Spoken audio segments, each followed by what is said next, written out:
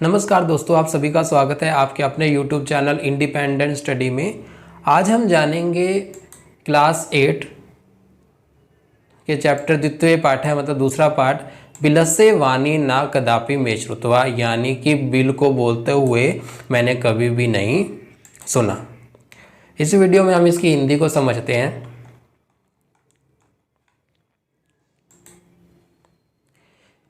कस्मिंचित वने खरनखरय नाम सिंह प्रतिवस्ति सम, मतलब किसी वन में या किसी जंगल में खरखर नामक का एक शेर रहता था।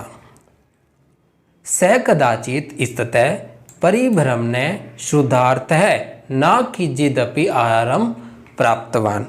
एक बार वह इधर घूमते हुए भूख से व्याकुल होकर इधर उधर घूमता रहा, लेकिन उसे किंचिदपि मतलब कहीं भी उसे भोजन प्राप्त नहीं हुआ।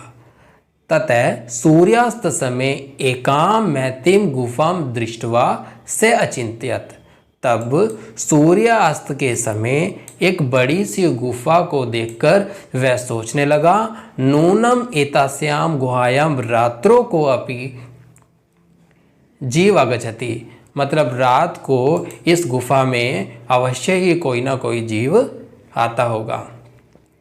अत्र अत्रैव निर्घ्रो भूत्वा तिष्ठामि इति, इसलिए यहीं छिपकर बैठ जाता हूँ। अतः अत्रैव निर्घ्रो भूत्वा तिष्ठामि इति, इसलिए यहीं छिपकर बैठ जाता हूँ। अगले में दे रखा है, एतस्मिन् अंतरे गुहायां स्वामी दधिपूछ नामक शीघ्राल से समागछत। इसी बीच में गुफा का स्वामी दधिपूछ नामक शीघ्राल वहाँ पर आ गया। इसी बीच में गुफा का स्वामी दधिपूछ नामक जो है सियार वो या गीदड़ वहाँ पर आ गया। स च यावत पश्यति तावत सिंह पद्धति गुहां प्रति वष्टि दृश्यते ना च बहिरागता,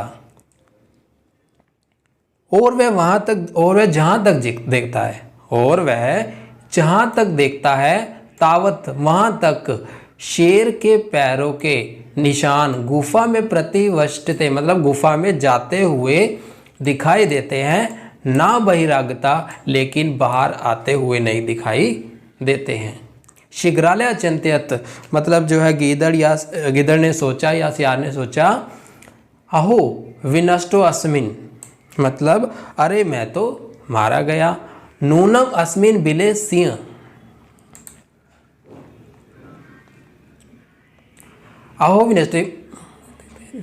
अहो विनष्टो अस्मिन नूनम अस्मिन बिले सिंह अस्ति तर्कयामि, अवश्य इस बिल में कोई शेर है।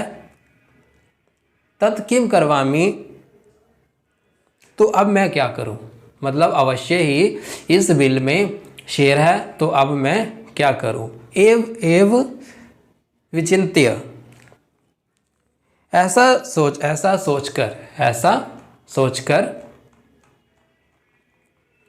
दूरस्थ रवम कर्तुमार्ध भो बिल, मतलब ऐसा विचार करके और वह दूर खड़े होकर आवाज लगाना शुरू कर देता है, अरे बिल किम ना समरसी, क्या तुम्हें याद नहीं है, यस्म्या त्वयाम स समय कृतो अस्मिन यत यदा अहम भायतः प्रत्यगमिष्यति तदा तुम माम अकारिष्यसि, मतलब क्या तुम्हें याद नहीं है कि मैंने तुम्हारे साथ क्या रखी थी, एक शर्त रखी थी। क्या तुम्हें याद नहीं है कि मैंने तुम्हारे साथ क्या रखी थी, एक शर्त रखी थी कि जब भी मैं वापस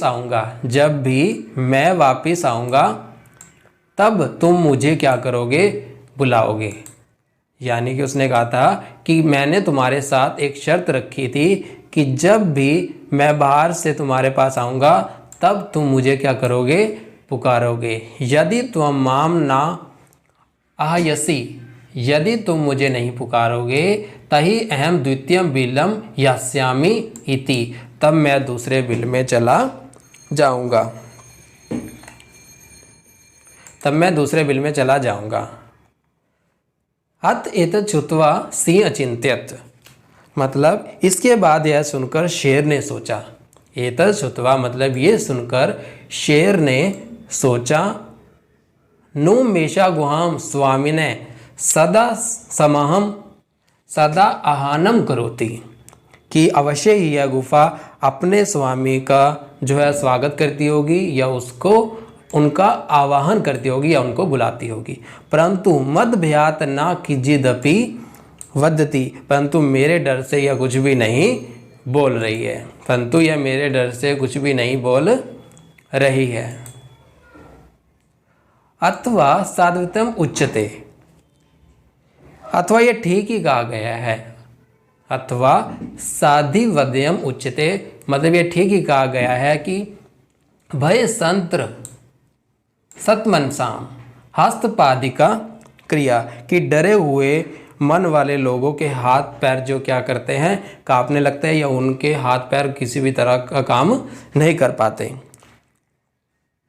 प्रवर्तन्ते न वाणी वेप थुश्चाधिको भवेत, और बोलना भी नहीं होता, आवाज़ भी कांपने लगती है। मतलब किसी ने सही कहा गया है, जब कोई डर जाता है तो उसके हाथ पैर जो है कांपने लग जाते हैं, मुंह से आवाज़ भी तक नहीं निकलती और आवाज़ भी कांपने लगती है।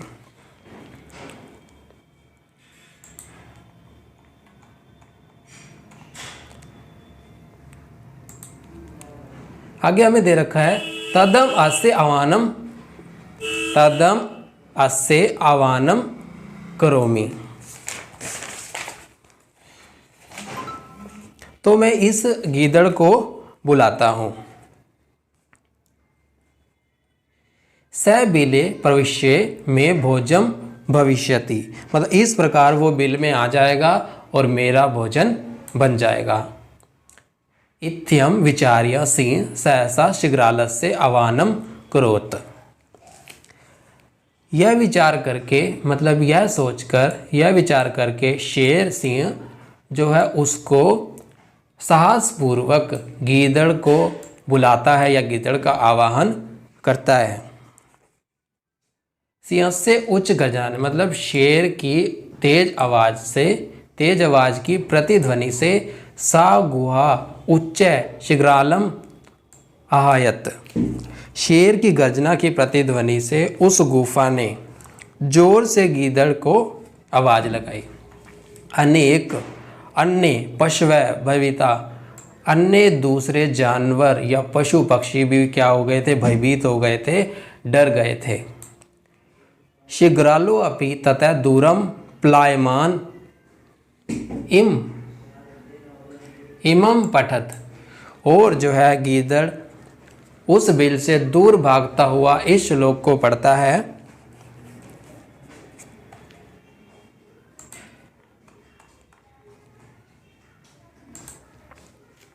अगंतुम यह कुरुते स शोभते, अनागतम यह कुरुते स शोभते, मतलब क्या है, जो प्राणी आने वाली विपत्ति को दूर करने का उपाय करता है, जो प्राणी आने वाले दुख को या आने वाली विपत्ति को दूर करने का उपाय करता है। स सोचते यो ना करोत या नाम, ये गलत हो गया। स सोचते यो ना करोत्य नागतम,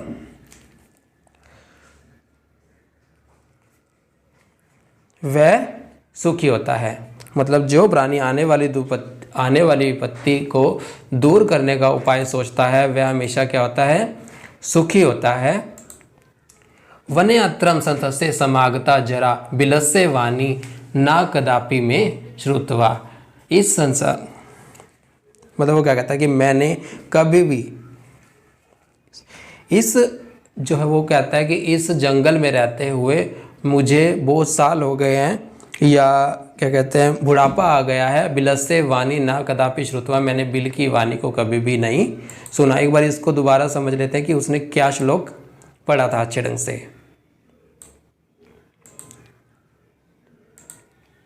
मतलब वो उस बिल से दूर भागते हुए ये श्लोक पढ़ता है, अनगतम से अनगतम यह कुरुते स शोभते।